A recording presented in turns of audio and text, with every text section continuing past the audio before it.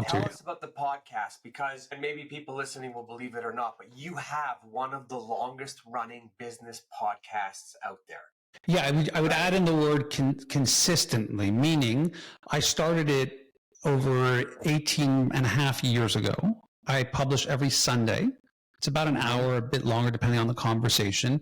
And I don't do it in seasons, meaning it's 52 original episodes every week. I don't repeat. I don't do best of. I don't skip holidays. So it comes out 52 times a year, and I'm closing in at over 960. I think I did a little ChatGPT game yesterday, and I think I'll hit 1,000 in September of 2025. So we'll see. So one is, I think it's given me a skill of communication and a training that is now decades long that you could diminish. Oh, Mitch sounds smart, or Mitch speaks well. It's a ton of effort to constantly hear yourself and hear in your voice, in your head, the things you do repetitively.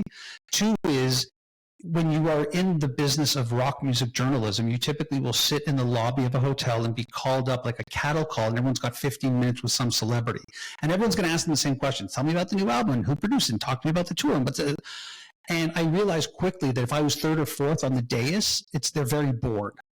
And so it became a challenge for me of like, what can I know about them that would engage them in an actual conversation that will then allow us to lubricate the conversation and open it up. Like a modern day understanding of that is a lot of the stuff that Joe Rogan has said recently about his conversation with Donald Trump is in this idea that by spending 3 hours together, there's nowhere to hide. You have to be human and speak intelligently after the first 5-10 minutes. You can't speak in sound bites anymore.